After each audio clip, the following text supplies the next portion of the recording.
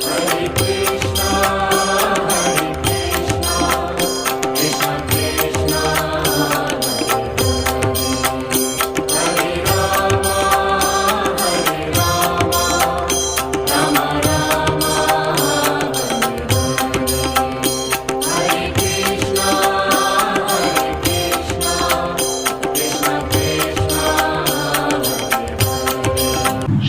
परमात्मने नमः।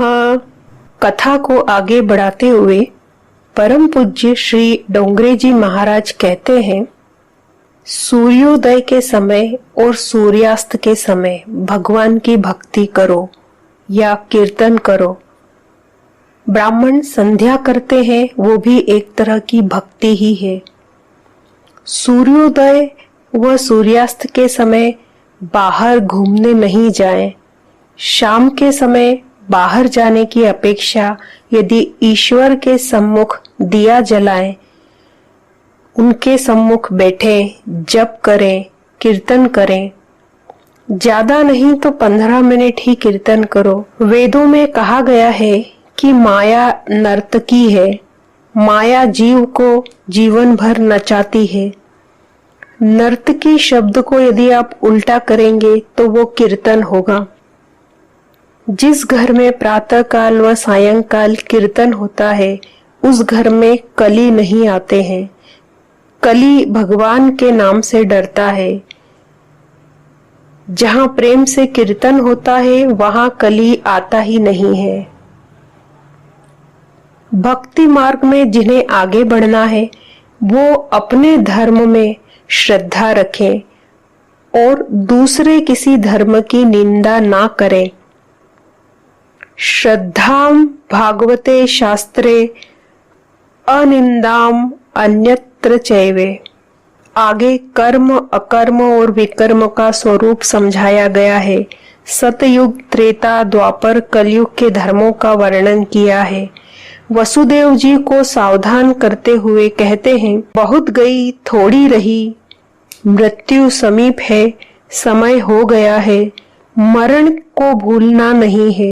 मृत्यु का स्मरण रखो, मरना तो पड़ेगा ही।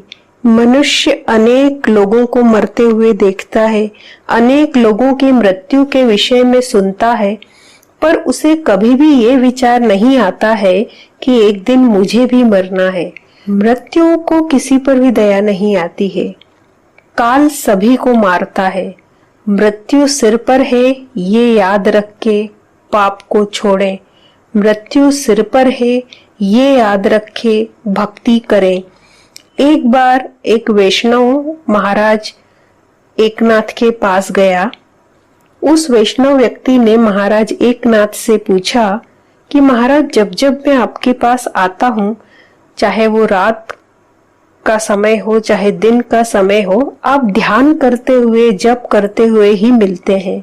आप पूरा दिन भक्ति करते हैं। हम यदि आधा घंटा भी भगवान के पास बैठते हैं तो हमारा मन अशांत रहता है। इसका क्या कारण है? एकनाथ महाराज जी ने कहा, ये जो प्रश्न आपने किया है उसका जवाब मैं नहीं दूंगा। सिर्फ इतना ही कहूंगा कि आज से 7वें दिन आप मरने वाले हो। आपकी जो भी इच्छा हो वो आप पूरी कर लो। ये सुनकर वह व्यक्ति घबरा गया। घर में गया, सबको कहा मैं मरने वाला हूं। ऐसा एकनाथ महाराज ने कहा है, और नाथ महाराज जो कहते हैं वो सच ही होता है। तो उसने अपना व्यापार दूसरों को सौंप दिया और पूरा रात पूरा दिन जप करने लगा। एक एक दिन करके 7 दिन निकल गए और 7वें दिन वह मरा नहीं। तो वहां फिर महाराज के पास गया। वहां जाकर पूछा कि मैं तो जीवित हूँ, मरा नहीं। तो महाराज ने पूछा कि 7 दिवस आपने क्या किया? तो उन्होंने जवाब दिया, मैं पूरा दिन हरे कृष्ण का जाप करता था। महाराज ने पूछा, 7 दिवस मन चंचल था कि स्थिर था? तो कहा, आपने बताया कि मैं मरने वाला हूँ, तो मैं तो बाकी सारी बातें भूल गया। मुझे मृत्यु का भय था मन में। तो महाराज ने कहा कि आपने जो 7 दिन जप किया है उसकी वजह से आपकी आयु और 7 दिन बढ़ गई है। अब आप अगले 7 दिन के बाद मरेंगे। तो वह व्यक्ति फिर घर गया।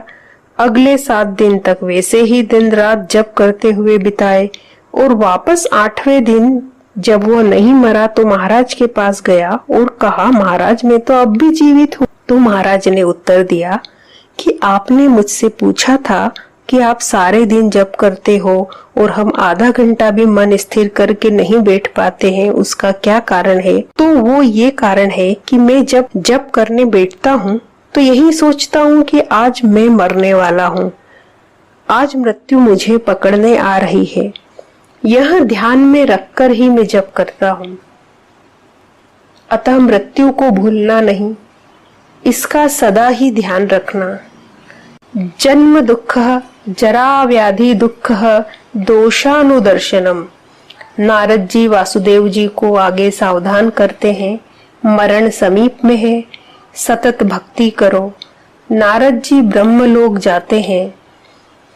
ब्रह्मा जी आदि देवता द्वारका में पधारते हैं और भगवान श्री कृष्ण से कहते हैं कि अब आप शीघ्र ही लौट चलिए बैकुंठ में। उसी समय उद्धव जी आते हैं और भगवान को वंदन करते हुए कहते हैं कि मैं भी आपके साथ आता हूँ। भगवान कहते हैं कि हे उद्धव, जब तुम इस संसार में मेरे साथ नहीं आए हो तो अब जाते हुए कैसे साथ में ले जाऊं? जीव अकेला ही आता है और अकेला ही जाता है। उद्धव जी, तुम मुझे बहुत प्रिय हो, पर नियम को तोड़ा नहीं जा सकता है, तुम्हें भी अकेले ही जाना है। उद्धव, मेरी कृपा तो तुम पर है ही, पर अब तुम स्वयं अपने ऊपर कृपा करो। उद्धव, तुम ऐसा निश्चय करो कि मुझे किसी के गर्भ में पुनः नहीं जाना है। मुझे किसी का ना पति बनना है ना पत्नी बनना है। संसार में कुछ सार नहीं है। मुझे ईश्वर की ही शरण में जाना है, ईश्वर में ही लीन होना है। ये सोचकर हे उद्धव, तुम स्वयं अपने ऊपर कृपा करो। आत्म कृपा को सर्वश्रेष्ठ माना गया है। विद्यार्थी को जब परीक्षा में पास होने की तीव्र इच्छा हो तो वो पूरा मन लगाकर पढ़ता है और सफलता प्राप्त करता है। जब विद्यार्थी को ये पता हो कि उसके पिता के पास बहुत पैसा है और वह पढ़ाई में मेहनत नहीं करेगा तो भी उसके पिता का व्यापार तो है ही, तो ये जब मन में रहेगा तो विद्यार्थी मेहनत से नहीं पढ़ेगा। जो विद्यार्थी साधन संपन्न नहीं है उसे पता है कि वो नहीं पढ़ेगा तो उसे भविष्य में भोजन भी मिलेगा या नहीं पता नहीं, अतः वो लगन से पढ़ता है। भगवान कहते हैं, हे उद्धव, तुम्हारी लगन तुम्हें ही देखनी है। उद्धव, तुम यह निश्चय करो कि अब मुझे फिर से जन्म नहीं लेना है। जन्म लेना ही सबसे बड़ा दुख है। संसार में जो कुछ दिख रहा है वह दुख स्वरूप ही है। दृश्य हर क्षण बदल रहे हैं, इसलिए दृष्टा के साथ प्रेम करो। आंख को देखने की शक्ति जिसने दी है उसका ध्यान करो, उसी से प्रेम करो। आंखों को जो दिखता है उसका मोह छोड़ दो। उद्धव, जो प्रश्न तुम्हारा है वही प्रश्न एक बार गुरु दत्तात्रेय भगवान को यदु राजा ने पूछा था। स्वामी दत्तात्रेय जी सह्याद्री पर्वत की तलहटी में शांति से बैठे हुए थे। तभी यदु राजा ने उनके पास आकर वंदन करते हुए पूछा, हे महाराज, आपके पास कुछ भी नहीं है फिर भी आप आनंद से बैठे हो, और हमारे पास सारे साधन है फिर भी शांति नहीं है हमारे पास, इसका क्या कारण है? स्वामी दत्तात्रेय जी ने उपदेश दिया, इस संसार में दो ही पदार्थ हैं, जड़ और चेतन। आंख को जो दिखता है वो जड़ है। जड़ वो है जो हर क्षण बदल रहा है। आंख को जो देखने की शक्ति देता है वो चेतन है। जड़ परिवर्तनशील है पर चेतन कभी नहीं बदलता है। चेतन ही ईश्वर है। नारायण का ध्यान करता हूँ, उन्हीं का स्मरण करता हूँ। मेरा कोई एक गुरु नहीं है, मेरे अनेक गुरु हैं। परम पूज्य डोंगरे जी महाराज आगे बताते हैं कि पृथ्वी माता ने भी मुझे ये ज्ञान दिया है कि कम खा और गम खा, अर्थात सहन करो तो सुखी रहोगे। पृथ्वी माता हर बात सहन करती है। कई लोग गड्ढा खोदते हैं, कुछ लोग क्रोध आने पर पृथ्वी पर सामान फेंकते हैं, कुछ लोग बहुत ही क्रोध में होते हैं तो पृथ्वी पर पैर पटकते हैं। मनुष्य पृथ्वी पर क्रोध करता है, पर कभी भी पृथ्वी माता को क्रोध नहीं आता है, क्योंकि वह सहन करती है। कभी यदि पृथ्वी माता को भी क्रोध आ जाए तो फिर सबका राम नाम सत्य हो जाएगा, कोई बचेगा ही नहीं। तो धरती से सहन करना सीखा है मैंने जल को भी अपना गुरु माना है और अपना स्वभाव बर्फ की तरह ठंडा रखा है, मधुर रखा है। मैंने अग्नि को भी गुरु माना है। अग्नि में यदि किसी का मल भी गिर जाता है तो अग्नि उसे भी जला देती है। मैं किसी के दोष को मन में रखता नहीं हूँ, किसी का दोष पहले तो सुनता ही नहीं हूँ। यदि कभी सुनने में आ जाए तो विवेक रूपी अग्नि में जलाकर भस्म कर देता हूँ। मैंने वायु को भी गुरु माना है। वायु यदि इत्र की दुकान पर जाता है तो वहां सुगंध नहीं लेता है, और यदि वायु गंदगी में भी जाता है तो वो दुर्गंध नहीं देता है। तो सुगंध और दुर्गंध दोनों को ही समान रूप से देखते हुए वायु बहती रहती है। मान और अपमान दोनों को छोड़कर जगत में समान भाव से रहना, यही वायु से सीखा है। जिनको सम्मान प्रिय होता है उनका मन अशांत रहता है। भक्ति मार्ग में जो आगे बढ़ना चाहते हैं उनके मन पर मान और अपमान का असर नहीं होना चाहिए। संसार में मिले हुए मान पत्र ऊपर साथ नहीं आते हैं। संसार क्षणिक है तो यहाँ मिला हुआ सम्मान भी क्षणिक है। उसी तरह आपका कोई अपमान करे तो वो भी क्षणिक ही है। अतः मान व अपमान दोनों में मन को शांत रखो।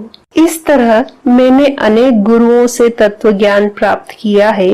यदु राजा भगवान दत्तात्रेय के चरणों में साक्षात दंडवत करते हुए उन्हें प्रणाम करते हैं और दत्तात्रेय स्वामी जी की जय जयकार करते हैं।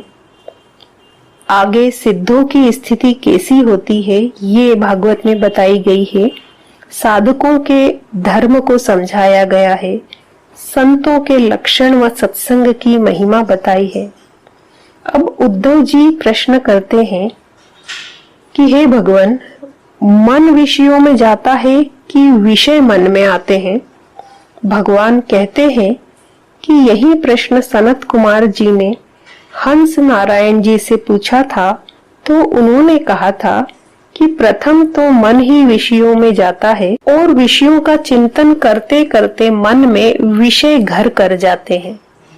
उद्धव, बाहर का संसार किसी को दुख नहीं देता है, जो संसार मन में है वही दुख देता है।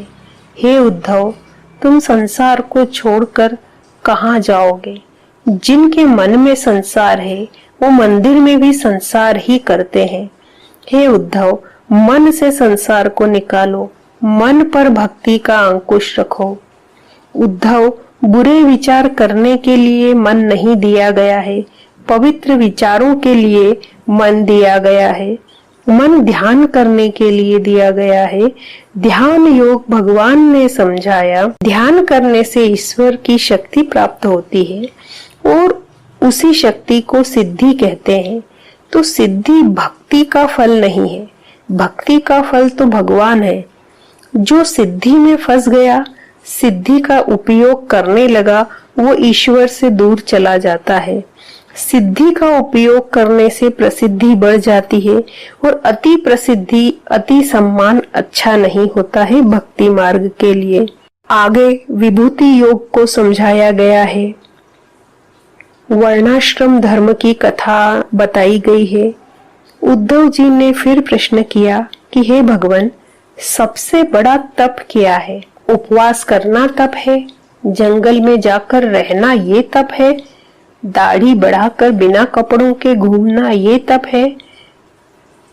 तो भगवान कहते हैं कि ये सारे ही तप अपनी जगह ठीक है, संयम पूर्वक आहार लेना भी अच्छा है, पर घर छोड़ना आवश्यक नहीं है। ऐसा नहीं है कि घर में रहकर तप नहीं किया जा सकता, घर में रहकर भी मनुष्य तपस्वी रह सकता है। हे उद्धव, जिसने मन से कामनाओं का त्याग किया है, जो काम को यानी इच्छाओं को मन में आने ही नहीं देता है, वो भले ही बंगले में रहे तो भी वो तपस्वी ही है। यदि मेरी आंखों में कामना नहीं है, मन में काम नहीं है, काम त्याग ही सबसे बड़ा तप है। उद्धव जी पूछते हैं, हे भगवान, सबसे बड़ा दान क्या है?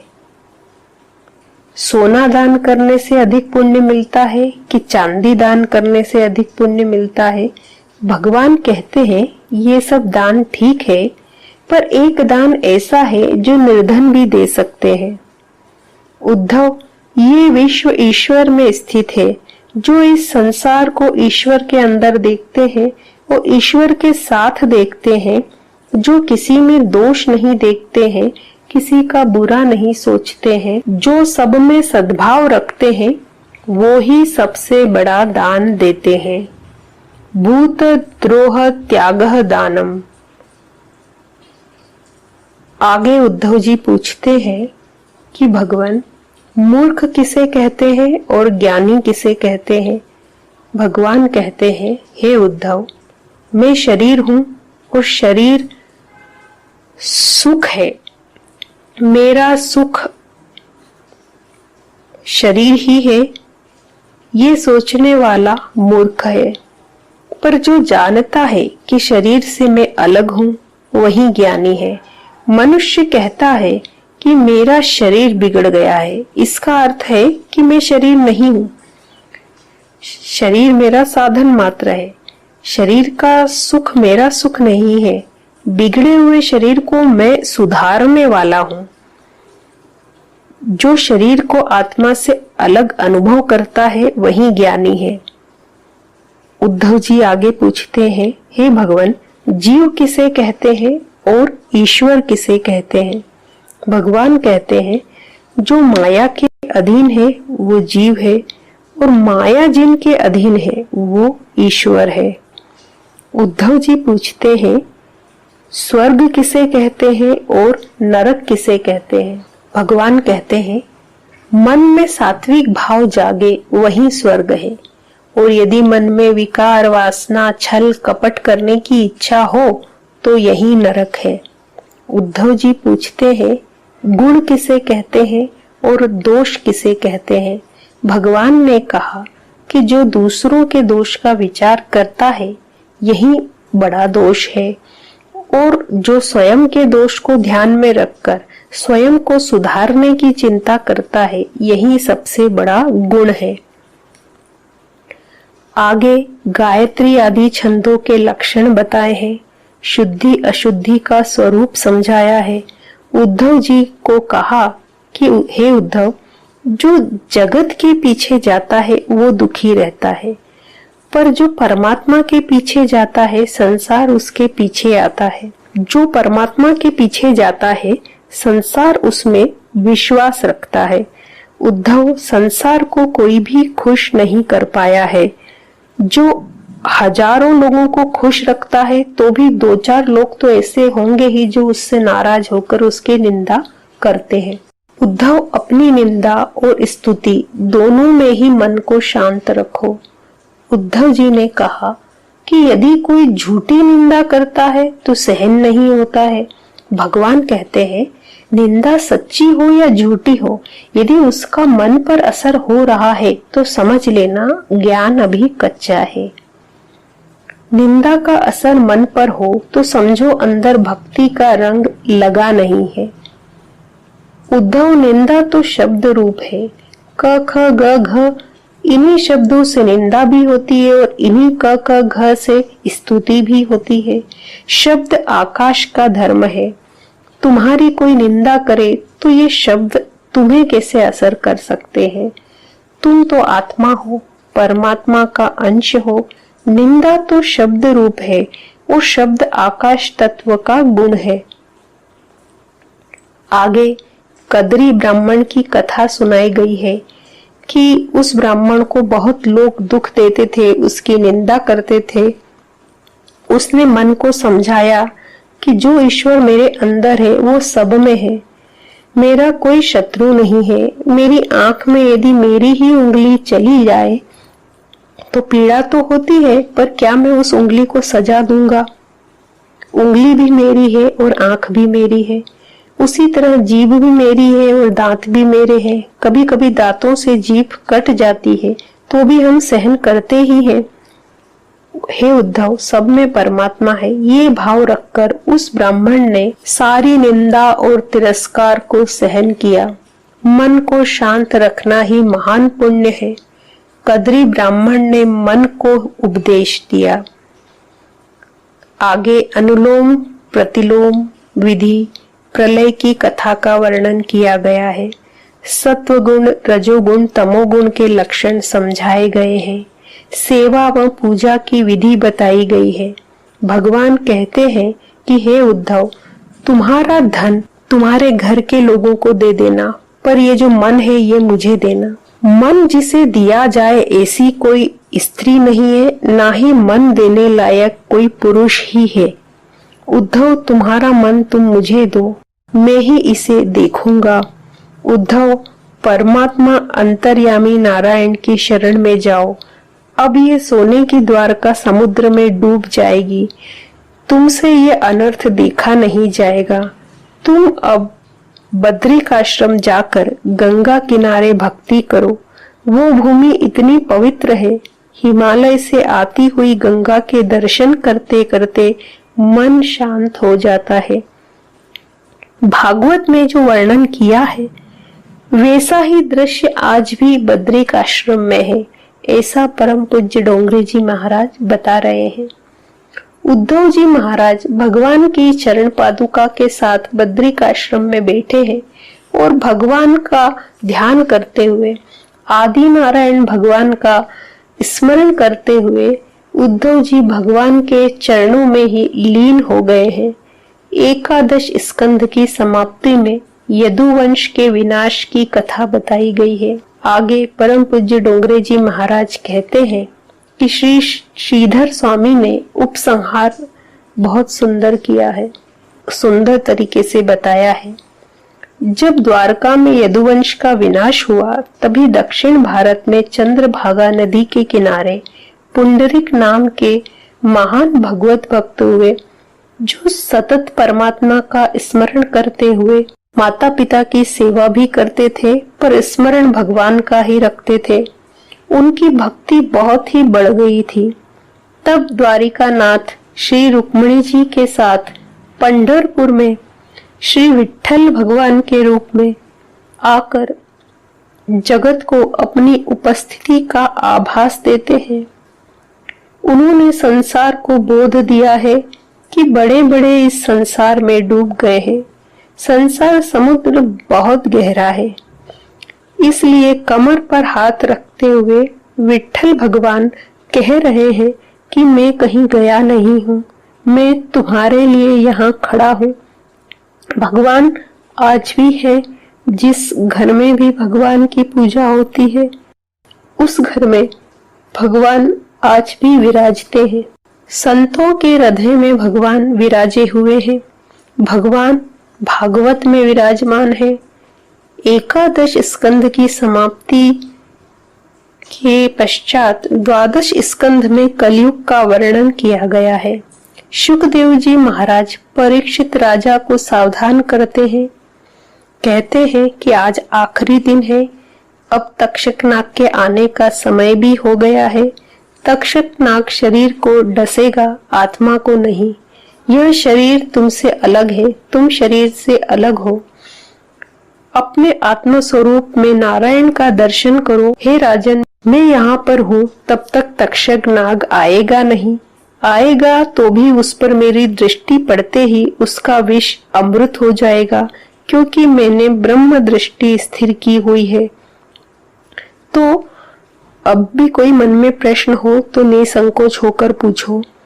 राजा परीक्षित ने कहा, मुझे अब कोई शंका नहीं रह गई है। आपकी कृपा से मुझे अंदर भी नारायण के दर्शन हो रहे हैं और बाहर भी उनका ही प्रकाश दिख रहा है। आपने मुझे जो कथा सुनाई है और मुझे ईश्वर दर्शन के लिए आपने जो दृष्टि दी है, सदगुरु जब अति कृपा करते हैं तो ईश्वर दर्शन की दृष्टि दे देते हैं, ऐसा परम पूज्य डोंगरे जी महाराज बता रहे हैं। तो उस दृष्टि के कारण परीक्षित जी कहते हैं कि अब मुझे तक्षक नाग का डर नहीं है, मुझे अब उसमें भी नारायण है ऐसा लग रहा है। तक्षक नाग के प्रति अब कोई कुभाव नहीं रह गया है। मैं ईश्वर के धाम जाना चाहता हूँ। मेरे मन में अब कोई विकार या वासना नहीं रह गई। मेरा मन अब गंगा जल की तरह शुद्ध है। शुकदेव जी को बहुत आनंद हुआ। बोले, हे राजन, आप जो कह रहे हैं वो मैं देख सकता हूँ। आप मेरी कथा प्रेम से सुन रहे थे और ईश्वर के दर्शन करते करते मैंने ये कथा कही है। आपके साथ इस कथा और कीर्तन में मुझे बहुत ही आनंद आया है। अब मैं आपको तक्षक द्वारा डसने का प्रसंग देखना नहीं चाहता हूँ। मेरा काम हो गया है, अब मैं जाता हूँ, आप आज्ञा दे। परीक्षित महाराज बार बार शुकदेव जी को वंदन करते हैं और कहते हैं कि आप जैसे महापुरुष को कौन आज्ञा दे सकता है। मैं बहुत ही आनंद में हूँ, मेरा मन बहुत ही शांत है। मन में बस अब यही इच्छा है कि मैं अपने गुरुदेव की पूजा करूं। इस तरह परीक्षित जी शुकदेव जी महाराज की पूजा करते हैं, उन्हें साष्टांग दंडवत प्रणाम करते हैं। शिष्य भी योग्य था और गुरु भी सिद्ध थे। इस जीव का कल्याण हो ऐसी भावना रखकर शुकदेव जी ने परीक्षित महाराज के सिर पर हाथ रखा और परमात्मा के दर्शन करवाए। जिनका मन नारायणमय हो गया है, जिनके रोम रोम से भगवान के नाम का जप किया गया है, उनको जब महापुरुष स्पर्श करते हैं तो उस जीव का कल्याण होता ही है, ऐसा परम पूज्य डोंगरे जी महाराज बता रहे हैं। जैसे ही राजा परीक्षित के सिर पर शुकदेव जी महाराज ने हाथ रखा, उसी क्षण उन्हें द्वारकाधीश के चतुर्भुज स्वरूप के दर्शन हो गए। शुकदेव जी महाराज अब जाते हुए सभी ऋषियों को वंदन करते हैं। जब शुकदेव जी की कथा चल रही थी तब उनके पिता महर्षि व्यास भी वो कथा सुन रहे थे। व्यास जी को ये कथा सुनकर बहुत ही आनंद हुआ। उन्हें लगा कि मेरा पुत्र है पर लगता है मुझसे भी श्रेष्ठ है। कितनी सुंदर कथा कही है, कितना ज्ञान वैराग्य प्रेम से परिपूर्ण है। नारद जी आदि ऋषि भी शुकदेव जी को सम्मान देते हैं, पर शुकदेव जी इस सम्मान से परे अपनी दृष्टि को नासिकाग्र पर जमाए हुए चुपचाप सभा स्थल से चले गए।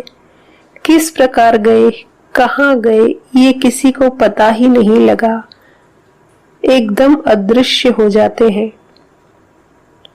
अब समाप्ति में राजा परीक्षित गंगा जी में स्नान करके उन्हें वंदन करते हैं। गंगा किनारे बैठकर परमात्मा का ध्यान करने लगे। राजा परीक्षित के श्री अंगों से एक दिव्य तेज निकला। व्यापक ब्रह्म स्वरूप में वह तेज लीन हो गया। राजा परीक्षित के दिव्य शरीर के वैकुंठ में जाने के पश्चात उनके पार्थिव शरीर को तक्षक का दंश हुआ है। देव गंधर्व आदि सब उनकी जय जयकार कर रहे हैं। धन्य है शुकदेव जी महाराज, धन्य है परीक्षित राजा, धन्य है ये भागवत की कथा।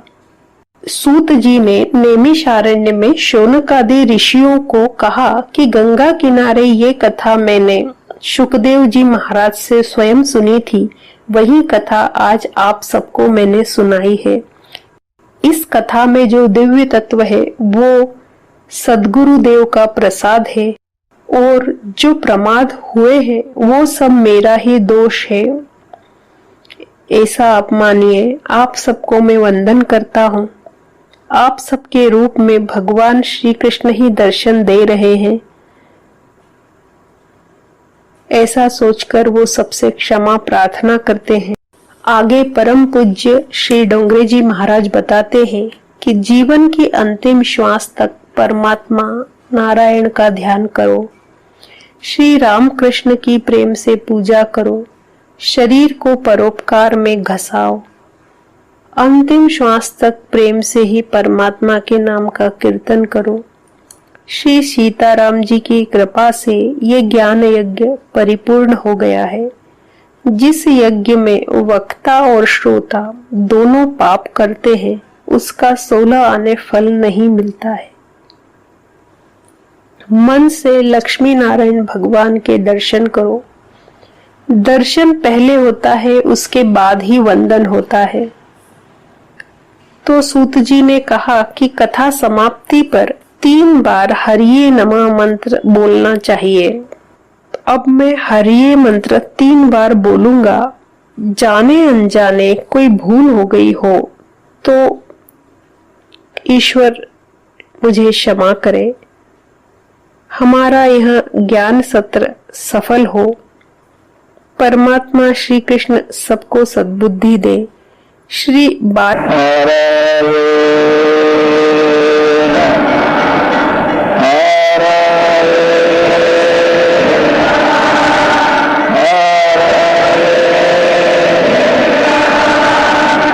ब्रह्माद्यस्यतोऽन्वयादितरतः चार्थेष्वभिज्ञस्वराट् तेन ब्रह्महृदाय आदिकवये मुह्यन्ति यत्सूरयः तेजो आदिमृदाम् यथा विनिमयो यत्र त्रिसर्गो मृषा नाम्ना स्वेन सदा निरस्तकुहकम् सत्यम् परम् धीमहि।